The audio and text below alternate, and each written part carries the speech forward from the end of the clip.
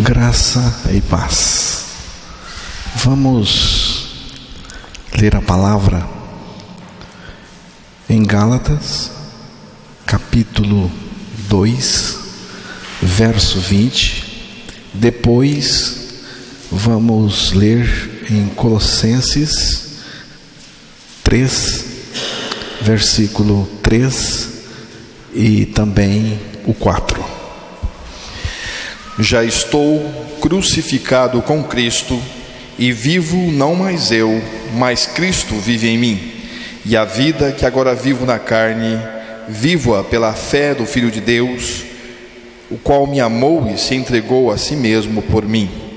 Porque já estáis mortos, e a vossa vida está escondida com Cristo em Deus. Quando Cristo, que é a nossa vida, se manifestar, então também vós vos manifestareis com Ele em glória. Que Deus revele a sua palavra aos nossos corações. Que o Espírito Santo revele dentro de nós a palavra, em nome de Jesus. Essas duas passagens que foram expostas pelo apóstolo Paulo falam da mesma coisa, equivalem-se em sentido e significado. Paulo expõe o projeto de Deus para cada um de nós. O projeto de Deus para cada um de nós é trocar a nossa vida, substituir a nossa vida, é substituir a nossa vida pecadora pela vida justa e santa de Cristo. Paulo disse assim: estou crucificado, já estou crucificado. Paulo tinha convicção de que Jesus não morreu sozinho, que ele também havia morrido em Jesus, com Jesus em Jesus. Ele disse: já estou crucificado com Cristo. Só que não é só Paulo. Para que ninguém fique pensando que foi só Paulo, ele diz também: já estáis mortos. Agora ele está falando com outros irmãos, outras pessoas. Já estáis mortos. Evidentemente, mortos com Cristo. Já estáis mortos com Cristo. Já estou crucificado com Cristo, e vivo não mais eu, mas Cristo vive em mim. Lá ele disse aos Colossenses, ele disse: já estáis mortos, Cristo é a nossa vida. Então ele falou a mesma coisa. O que é morrer? E quando eu digo morrer aqui, não é morrer fisicamente, não é a morte física, porque a morte física, irmãos, não liberta ninguém. Não liberta ninguém. É a morte do ponto de vista espiritual. Nós morremos com Cristo. Cristo morreu fisicamente naquela cruz, e nós morremos espiritualmente falando no corpo de Cristo. Mas foi uma morte real. Morremos com Cristo. O que é morrer? O que é morrer? Morrer é perder a vida. É perder a vida. Morrer é o fim da vida. Você sabe que morrer é o fim da vida. A vida acaba para quem morreu. Acaba tudo neste mundo para quem morreu. Então, a minha morte com Cristo representa o fim da minha vida pecadora, ímpia, perversa, com a sua natureza pecaminosa. A minha morte com Cristo representa o fim da minha vida pecadora, com a sua natureza pecadora.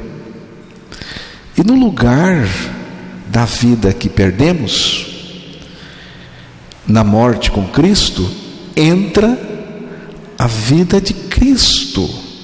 Entra a vida de Cristo. Mas necessariamente a pessoa de Cristo.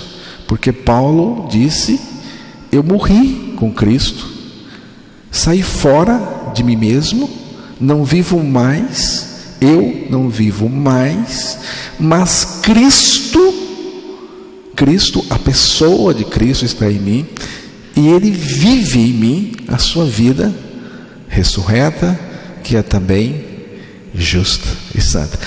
E lá aos Colossenses, ele disse que os colossenses morreram com Cristo, e que Cristo agora era a vida deles. Então, irmãos, estamos vendo aqui de uma maneira bem nítida uma substituição de vida. Uma substituição de vida. Isto se chama regeneração, ou, se você preferir, novo nascimento. Jesus não veio melhorar a vida de ninguém, viu? Jesus não veio melhorar a vida de ninguém. Normalmente, irmãos, é isso que as pessoas esperam de Jesus, que Ele melhore suas vidas, vida financeira, conjugal, melhore tudo. Mas Jesus não veio melhorar, colocar remendo, dar um jeito. Não. Por que você acha que Cristo lhe crucificou? Você já parou para pensar? Por que Deus tomou uma medida tão radical como esta, a crucificação? Por que radical? Porque morte é radical, morrer é algo radical, e Deus decidiu crucificar você e eu e todo mundo em Cristo na cruz. Por que uma medida tão radical desta? Porque, sem ofender você, e você não presta do ponto de vista do pecado, eu também. A gente não serve para Deus, para o reino de Deus. Somos pecaminosos por natureza, nascemos assim. Não tem jeito, irmão. Não tem como consertar o pecador. Não tem. Não tem esperança para o pecador. O próprio Deus perdeu a esperança do pecador. Se tivesse um outro jeito de salvar o pecador, que não fosse na expressão da morte de Jesus e na nossa com Jesus, e tivesse um outro meio, e Deus, o Pai, insistisse na crucificação do seu Filho, então Ele seria um Deus cruel. porque tem uma outra maneira de salvar, mas ele deixa o seu filho morrer em uma cruz de uma maneira cruel, né? Para que nós também morrêssemos com ele. Ele fez isso, irmãos, porque não tem jeito para nós, não tem jeito, só tem um jeito para mim: morrer. Se você não morrer, você não dá certo para Deus. Você pode dar certo para você mesmo, para o mundo, para as coisas do mundo, mas para Deus não. Você tem que morrer, é preciso morrer. Por isso Jesus veio fazer uma obra no sentido de trocar a nossa vida pela vida dele, por ele mesmo, né? Ele veio para fazer uma substituição, fazer uma troca. Cristo em mim, no lugar da minha vida, que ele tirou lá na cruz, na crucificação com ele. Cristo em mim, Cristo em vós. O projeto de Deus não é fazer ninguém religioso. Não é fazer ninguém religioso, de religião nenhuma. O projeto de Deus, irmãos, precisamos entender, é substituir você pelo Filho dele no seu interior. O projeto do Pai é revelar o Filho em mim, não é ao lado, é em mim. Mas para que o Pai revelasse o seu Filho em mim, ele tinha que remover a minha vida pecaminosa. Foi o que ele fez.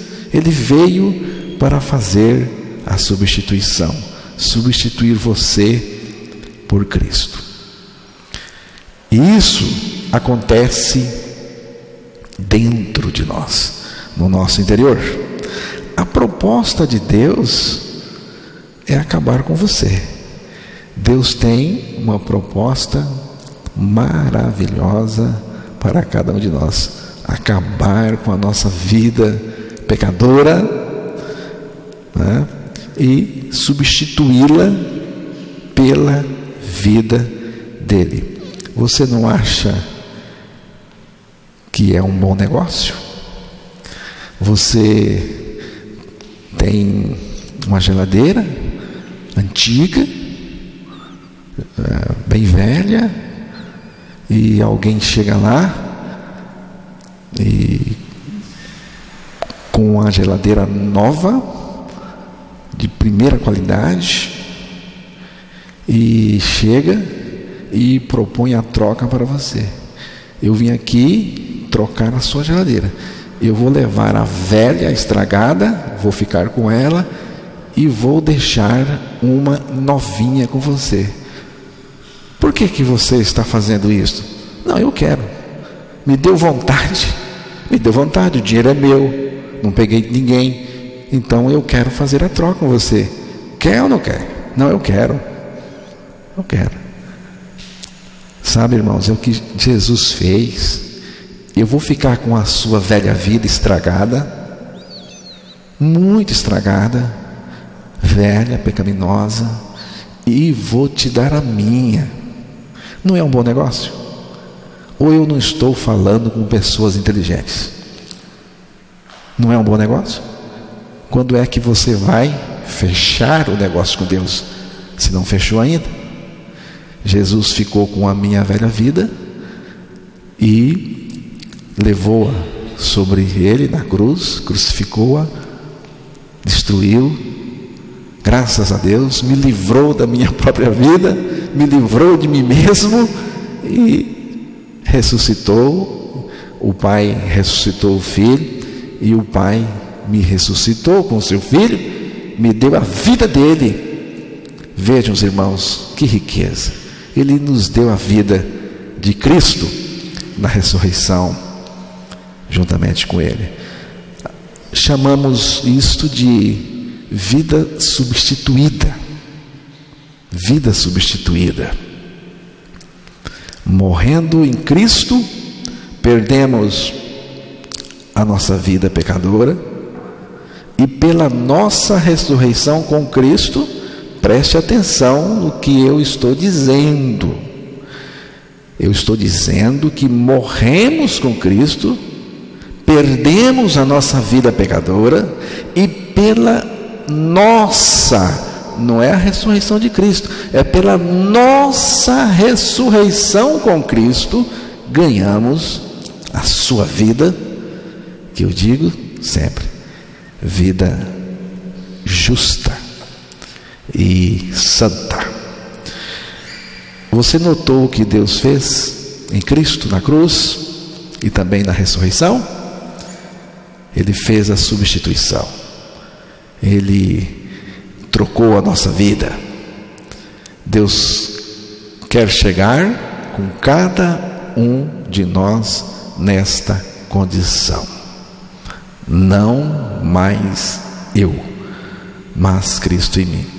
Você já chegou nesta condição? Você já experimenta não mais eu, mas Cristo em mim? Que libertação tremenda! Não mais eu, estou livre de mim mesmo. Eu sou o meu pior inimigo, sou eu mesmo. E Deus me livrou de mim mesmo. Não mais eu, mas Cristo em mim. Cristo em mim é a essência da salvação. Cristo, nossa vida no nosso interior. Cristo é a vida em nós. A vida cristã verdadeira não é um esforço de tentar melhorar. Nem tente. A vida cristã não é esforço, tentativa de melhorar. Eu vou ser uma pessoa melhor, um marido melhor, um pai melhor, um empregado melhor. Para com isso. Para com isso. Vida cristã não é esforço na tentativa de se tornar uma pessoa melhor. Não é tarefa de tentar não pecar. Viu, irmãos? Vida cristã não é a tentativa de não pecar. Não, hoje eu não vou pecar. Hoje eu vou me esforçar, eu não vou pecar. Não é isso. Deus não pediu isso para você. Leia a palavra. Você está por fora, está equivocado. Deus não pediu isso para a gente. Viu? Vida cristã não é programa de reeducar a alma e o cérebro. Não é. É uma mudança. É uma mudança de vida. De vida, irmãos. Já estou crucificado com Cristo. Já estou morto com Cristo. Já estáis mortos com Cristo. A morte é um estado permanente. Por isso que a nossa libertação é uma libertação permanente. Porque Deus nos fez morrer, tirando de nós a nossa vida pecadora, pecaminosa, nos fez morrer para o pecado. Não só tirou o pecado da gente, mas nos fez morrer para o pecado.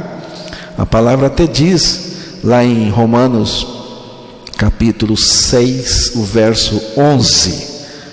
Dá uma lida lá.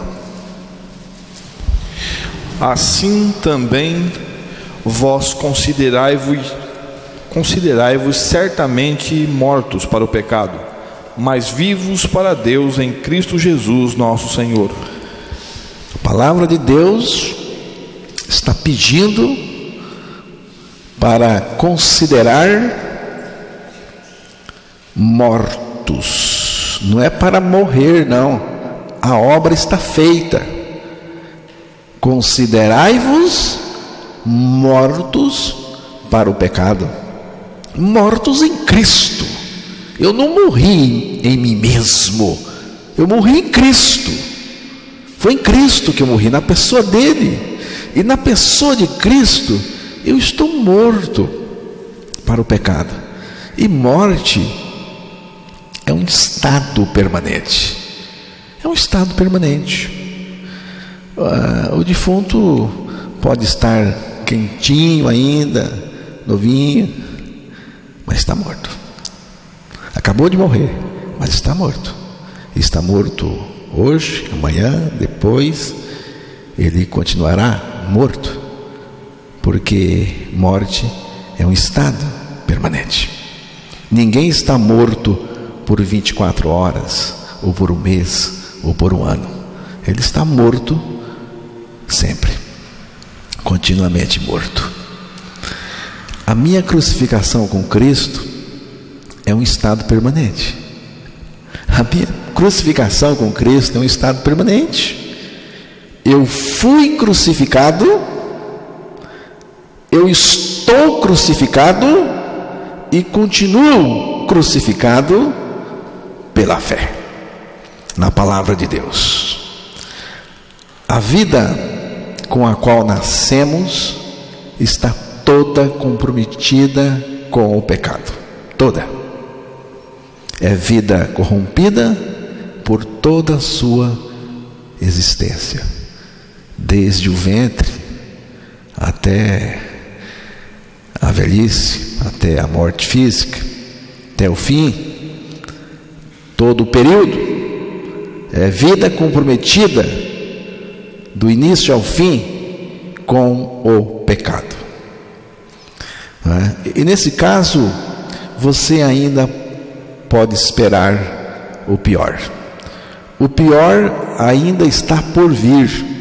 Por quê? Porque quando o indivíduo morre fisicamente, se ele não era nascido de novo, né? Então, quando a pessoa morre fisicamente, a vida pecadora, a vida ímpia, deixa a pessoa, mas a alma irá para o inferno e depois para um outro lugar pior do que o inferno, para o lago de fogo. Para que dizer uma coisa dessa, tão pesado assim? Porque está escrito na palavra. Se Deus deixou aqui, é porque Ele quer que você saiba, e eu também. Precisamos saber de tudo aquilo que está escrito na palavra. Apocalipse capítulo 20, versículo 14 e 15. E a morte e o inferno foram lançados no lago de fogo. Esta é a segunda morte. E aquele que não foi achado escrito no livro da vida foi lançado no lago de fogo. Você vê que coisa? A morte, o inferno foram lançados para o lago de fogo. Você vê? O inferno é só um lugar de espera, é provisório. Aqui diz que a morte e o inferno foram lançados para dentro do lago de fogo, fogo eterno. Foram transferidos para o lago de fogo. O inferno que foi transferido são as pessoas que estão lá. Foi levado para dentro do lago de fogo.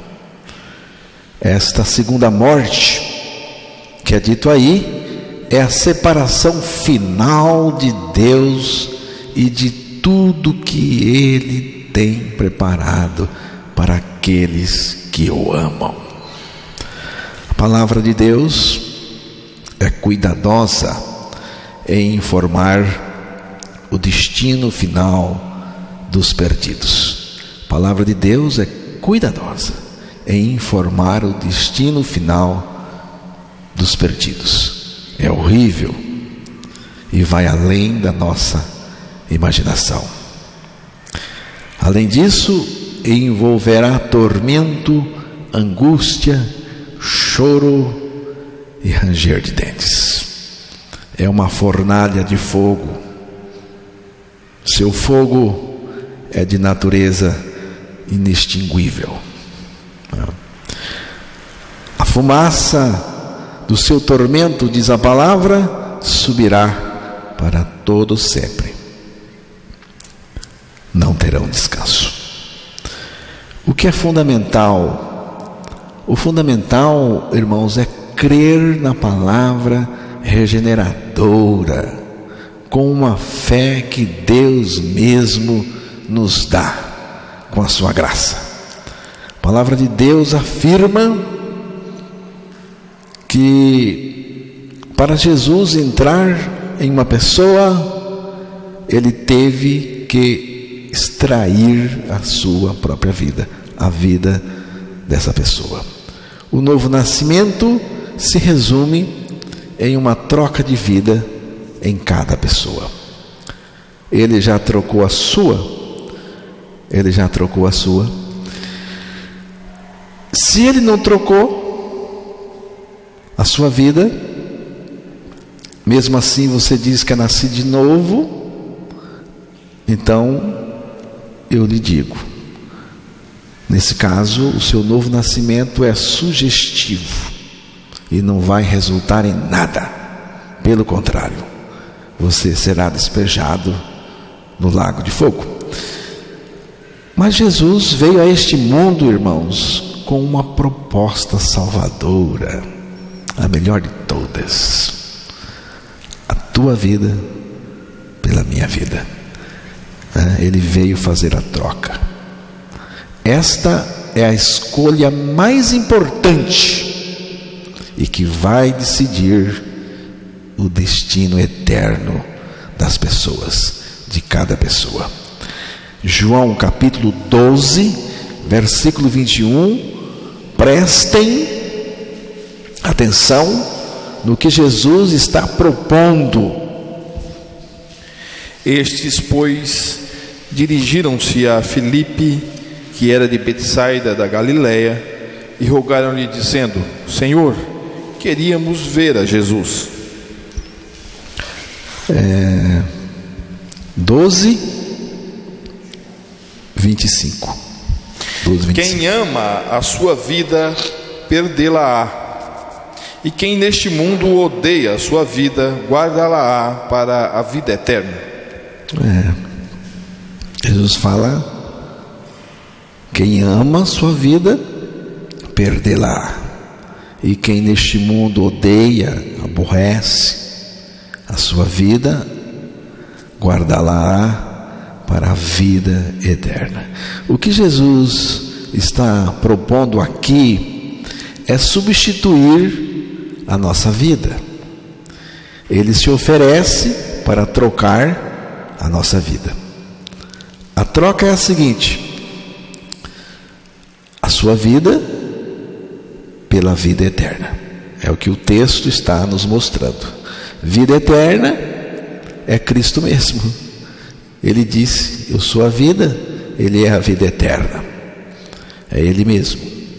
Ele é a vida eterna. Jesus continua mostrando a sua proposta em Mateus 16, versículo 25. Porque aquele que quiser salvar a sua vida, perdê-la-á. E quem perder a sua vida por amor de mim, achá-la-á. Porque aquele que quiser salvar a sua vida, perdê-la-á.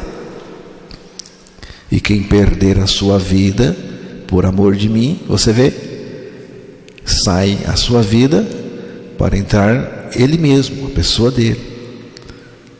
Aqui diz: e quem perder a sua vida por amor de mim, achá-la. Ele está dizendo o seguinte: vamos fazer a troca. Vamos fazer a troca. Vamos trocar. Eu fico com a sua vida e você fica com a minha. Vamos fazer a troca. Se você ama a sua vida, você vai se perder com ela. É o que ele está dizendo. Se você aborrece a sua vida pecadora, se você quer se livrar dela, então você vai perder essa vida na morte com Cristo e ganhar a vida eterna, porque a proposta dele é fazer a troca, a substituição. Mas enquanto você ama a sua vida, você viu que Jesus falou: quem ama a sua vida. Enquanto você ama a sua vida, Deus respeita a sua escolha. Deus respeita a sua escolha. Fique com ela. Mas se quiser a vida de Deus em você, terá que odiar a sua vida para ganhar a vida de Deus. Você sabe o que é odiar? Quando alguém está odiando outra pessoa, esse alguém que está odiando, ele quer que a outra pessoa morra. O sentimento é este. Deus revelou quem você é. Você pode pedir para Deus: revele quem eu sou. Mostra para mim quem eu sou. Quem eu verdadeiramente sou, porque ainda eu não consegui ver. E quando Deus revela, a coisa é feia. A coisa é feia e a gente fica apavorado. Jó capítulo 22, versículo 6.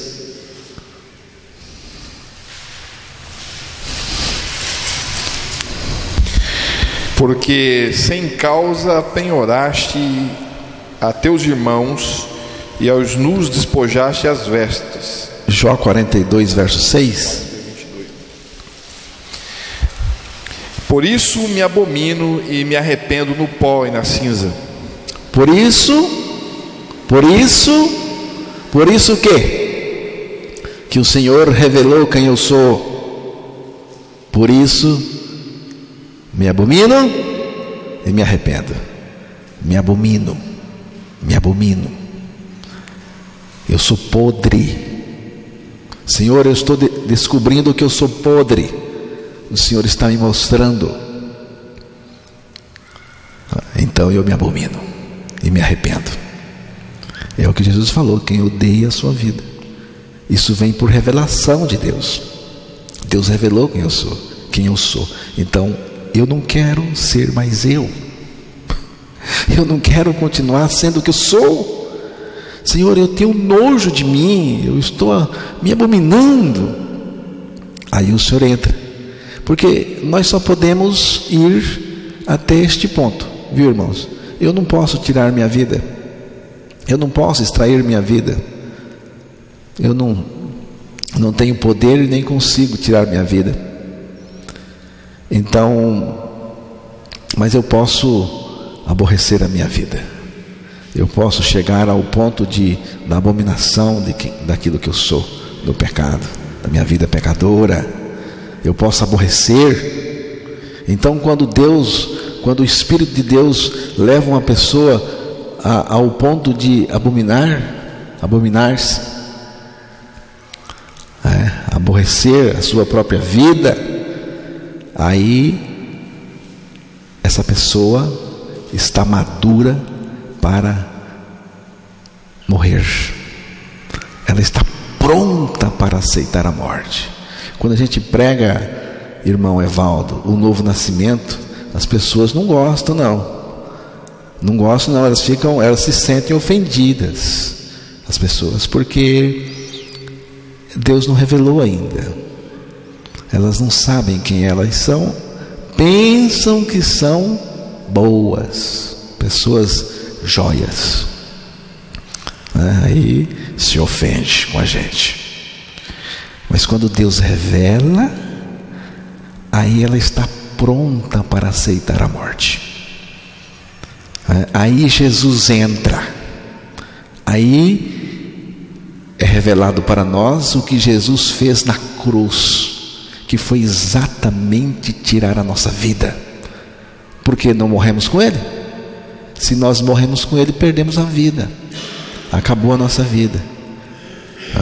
Depois que aceitamos a nossa morte com Cristo na cruz, aí o Pai nos dá a vida de Cristo, porque fomos ressuscitados juntamente com Cristo.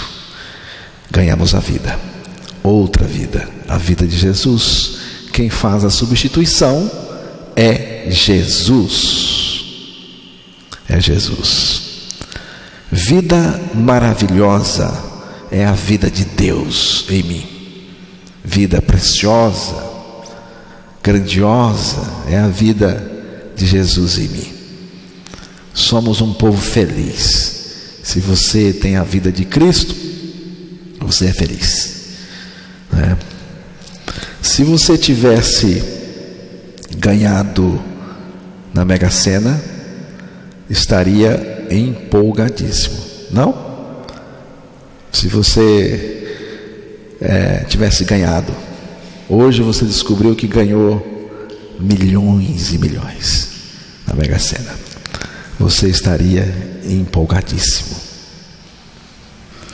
Eis aí algo muito maior, muito mais precioso, riqueza maior não pode haver, riqueza maior não tem.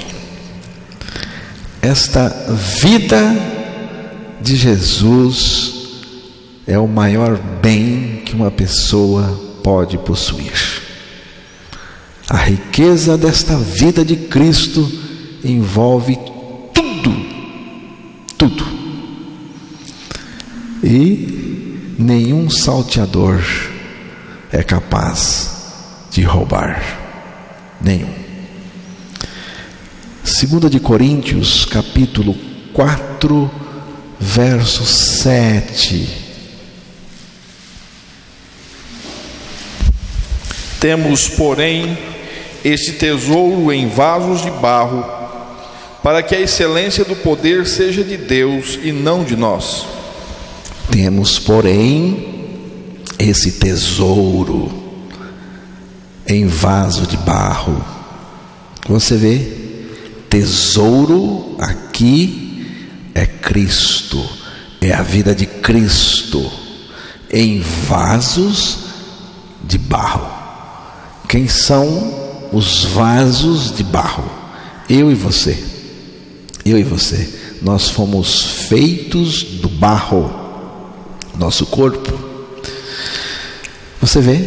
Deus escolheu guardar o seu precioso tesouro em vaso de barro frágil. Vasos de barro, né? Mas Ele escolheu, e o vaso de barro sou eu. Temos, porém, esse tesouro em vasos de barro para demonstrar que este poder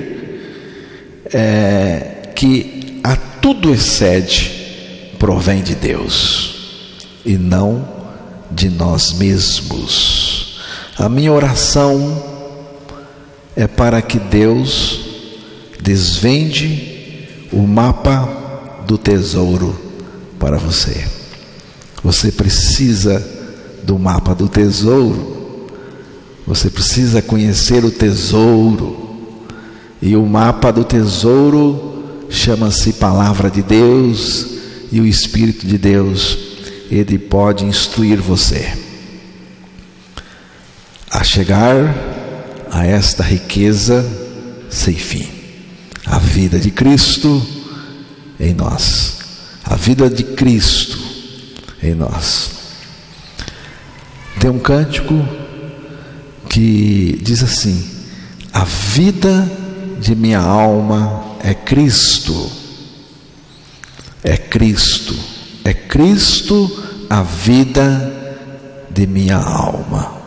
É Jesus, meu Salvador. Cristo, Cristo, Cristo, a vida de minha alma. Jesus, meu Salvador. Que o Espírito Santo, só Ele pode fazer isto, nos ajude a avaliar esta vida de Cristo em nós.